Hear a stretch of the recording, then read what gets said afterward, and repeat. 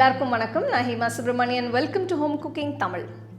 இன்னைக்கு நம்ம ஒரு ஸ்பெஷல் செட்டிநாடு ரெசிபி தான் பார்க்க போகிறோம். இந்த டிஷ் நான் நிறைய கல்யாணத்துலலாம் சாப்பிட்ருக்கேன். அப்போவே நினைப்பேன் ரொம்ப டேஸ்ட்டாக இருக்குது, இது எப்படி செய்கிறாங்கன்னு. இது செட்டிநாடு பழ பாயசம். நிறைய ஃப்ரூட்ஸ்லாம் சேர்த்து ரொம்ப ரிச்சாக ரொம்ப டேஸ்ட்டாக இருக்கும். நீங்கள் இந்த பாயசம் முதல்ல எங்கே சாப்பிட்டீங்கன்னு எனக்கு கமெண்ட் செக்ஷனில் சொல்லுங்கள். இப்போ நம்ம ரெசிபிக்குள்ளே போகலாம். இந்த ஸ்பெஷல் பழ பாயசத்துக்கு ஃபஸ்ட்டு நம்ம முந்திரியும் பாதாமையும் ஊற வைக்கணும். இதில் ஒரு 15 முந்திரி 20 பாதாம் எடுத்து தண்ணி ஊற்றி ஊற வைக்கிறேன். இது ஒரு 1/2 hour ஊற வச்சா போகிறோம். அடுத்து ஒரு சின்ன கப்பில் 2 டேபிள் ஸ்பூன் பச்சரிசியும் ஒரு 8 ஏலக்காவும் சேர்த்து கொஞ்சம் தண்ணி ஊற்றி இதையும் ஊற வச்சுக்கலாம்.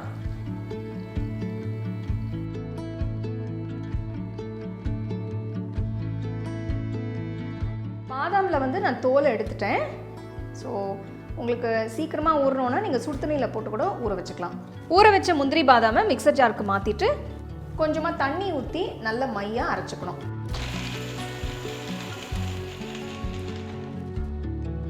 பாருங்கள், நல்ல மையாக அரைஞ்சிருச்சு. இப்போ அது ஒரு சின்ன கப்பில் மாற்றி வச்சிடலாம்.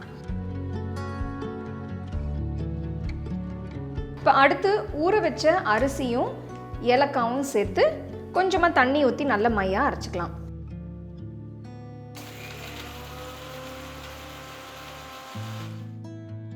ஸோ நல்ல மையாக அரைஞ்சிருச்சு. இப்போ இதை ஒரு சின்ன கப்பில் மாற்றி வச்சிடலாம்.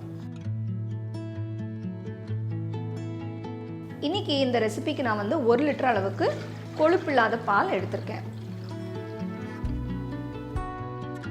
பாலை நம்ம நல்லா காய்ச்சிடணும். பால் இப்போ லேசாக சூடாகிருக்கு.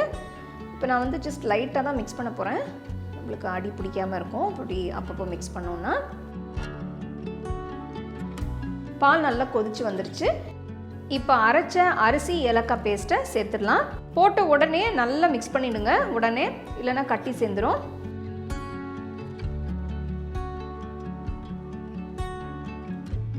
அடுத்து இதில் அரைச்ச முந்திரி பாதாம் பேஸ்ட் அதையும் சேர்த்துடலாம். ஃப்ளேம் லோலேயே வச்சு செய்யுங்க. பாலில் நல்லா எல்லாத்தையும் மிக்ஸ் பண்ணிவிடுங்க. நல்லா கரைஞ்சி வரும் பாருங்கள், உடனே நல்லா கரைஞ்சிருச்சு. ஸோ இது போட்ட உடனே உங்களுக்கு பழப்பாயசம் நல்ல திக்காகவும் ரொம்ப ரிச்சாக நல்ல ஃப்ளேவர்ஃபுல்லாக இருக்கும். அடுத்து இதில் 200 ml கண்டென்ஸ்ட் மில்க் ஊற்றுறேன். இனிப்பு உங்கள் டேஸ்ட்டுக்கு தகுந்த மாதிரி நீங்கள் அட்ஜஸ்ட் பண்ணிக்கலாம். சப்போஸ் உங்கள்கிட்ட கண்டென்ஸ்ட் மில்க் அந்த டைமில் இல்லைன்னா நீங்கள் சர்க்கரை கூட சேர்த்துக்கலாம், ஒன்றும் பிரச்சனை இல்லை. சிம்மில் வச்சு இந்த பாலை அப்பப்போ மிக்ஸ் பண்ணணும், நம்மளுக்கு அடி பிடிக்காமல் இருக்கும் அப்போ தான். ஸோ இது ஒரு 10 to 15 minutes இந்த மாதிரி வச்சோன்னா நம்மளுக்கு பால் நல்ல திக்காயிடும். ஸோ 15 நிமிஷம் ஆயிடுச்சு. நம்மளோட அரிசி பேஸ்ட் பாதாம் முந்திரி பேஸ்ட் எல்லாமே நல்லா வெந்து வந்திருக்கு. பாருங்கள், பால் நல்லா திக்காயிடுச்சு. ஸோ இந்த ஸ்டேஜில் நம்ம ஸ்டோவை ஆஃப் பண்ணிடலாம். பாலை கம்ப்ளீட்டாக ஆற வைக்கணும். ஆற வச்ச பால் மிக்ஸ்சரை ஒரு பெரிய பவுலுக்கு மாற்றிடுங்க. இந்த பழப்பாயசத்துக்கு தேவையான ஃப்ரூட்ஸ் எல்லாமே இங்கே கப்ஸில் எடுத்து வச்சுருக்கேன். உங்களுக்கு பிடிச்ச ஃப்ரூட்ஸை நீங்கள் சேர்த்துக்கலாம். முதல்ல நறுக்கி வச்ச ஆப்பிளை சேர்க்குறேன். பச்சை திராட்சை, பேரிச்சை பழத்தை சீட்ஸ் எடுத்துகிட்டு நறுக்கி வச்சுருக்கேன், அதையும் சேர்க்குறேன். இந்த பெரிய திராட்சையை சீட்ஸ் எடுத்துகிட்டு பாதியாக நறுக்கி சேர்க்குறேன். கடைசியாக நல்ல ஃப்ரெஷ்ஷாக உரிச்ச மாதுளம்பழம் அதையும் சேர்க்குறேன். இப்போ ஃப்ரூட்ஸ் எல்லாத்தையும் இந்த பால் பாயசத்தோடு சேர்த்து நல்லா மிக்ஸ் பண்ணிவிடுங்க. ரொம்பவே சூப்பரான நம்மளோட ஸ்பெஷல் செட்டிநாடு பழ பாயசம் ரெடி.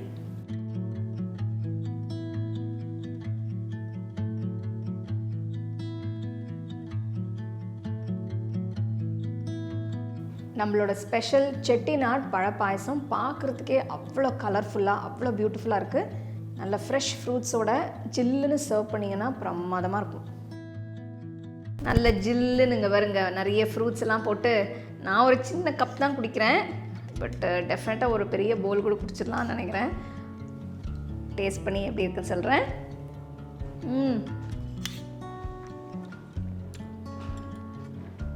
பிரமாதங்க, நல்ல ஜில்லுன்னு இந்த க்ரன்ச்சி ஃப்ரூட்ஸோட கிரேப்ஸு, பேரிச்சப்பழம், மாதுளம்பழம். எனக்கு ஃப்ரூட்ஸ் ஜென்ரலாக ரொம்ப பிடிக்கும். அதுவும் இந்த மாதிரி செஞ்சு சாப்பிடணுன்னா சொல்லவா வேணும். ஒரு கப்பெல்லாம் எங்கே பார்த்தோம், ஒரு போல் தான் எனக்கு வேணும். இன்றைக்கி பண்ண குவான்டிட்டி வந்து ஒரு 5-6 பேர் நல்லா கம்ஃபர்டபுளாக நல்லா சந்தோஷமாக சாப்பிட்லாம். பட் சப்போஸ் நீங்கள் அதிகமாக செய்யணுன்னா அதுக்கேற்ற மாதிரி நீங்கள் வந்து போர்ஷன்ஸ் எல்லாம் இன்க்ரீஸ் பண்ணி நீங்கள் செஞ்சுக்கோங்க. அதே மாதிரி நான் சொன்ன மாதிரி ஃப்ரூட்ஸும் உங்களுக்கு எது பிடிக்குமோ அதை நீங்கள் போட்டு இந்த பழப்பாயசத்தை செஞ்சுக்கலாம். கண்டிப்பாக ட்ரை பண்ணி எப்படி இருந்ததுன்னு எனக்கு சொல்லணும். மீண்டும் இன்னொரு சூப்பரான ரெசிபியோடு உங்களை சந்திக்கிறேன். நன்றி, வணக்கம்.